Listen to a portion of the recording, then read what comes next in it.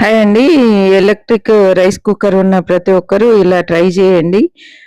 కుక్కర్‌లో వాటర్ ఏసేసి, ఒక గ్లాస్ వాటర్ ఏసి, చక్కగా ఒక స్టీల్ గిన్నెలో బియ్యం కడిగి పెట్టేసి, పైన ఎగ్స్ గానీ, ఆలుగడ్డలు చిన్న ముక్కలు కట్ చేసి పెట్టడం గానీ, పెసరపప్పు గానీ, ఉడకబెట్టే కూరగాయలు ఏవైనా గూడా ఈ మూత పైన పెట్టేసుకొని, చక్కగా ఇలా మూత పెట్టి మనము ఈ బటన్ కిందికనేసి కుక్‌లో పెట్టి ఆన్ చేశామనుకోండి, కీప్ వామ్‌కొచ్చేలోపు మనం పెట్టిన కూరగాయలు గానీ, ఎగ్స్ గానీ చక్కగా ఉడికిపోతాయండి.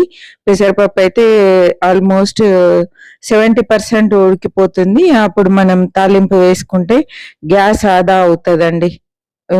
ఎగ్స్ గానీ, ఆలుగడ్డలు గానీ ఆల్‌మోస్ట్ ఉడికిపోతాయండి. ఎగ్స్ అయితే ఓవర్ కుక్ గూడా అయితాయి. అంత మంచిగా ఉడికిపోతాయి. కీప్ వామ్ వచ్చే వరకు ఆగాలి.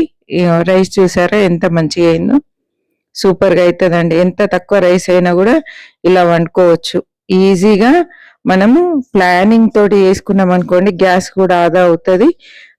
ఇప్పుడున్న పరిస్థితిని బట్టి ఇలా ఒకసారైతే మీరు ట్రై చేసి చూడండి. ఆలు అయితే చిన్న ముక్కలు కట్ జేయాలండి.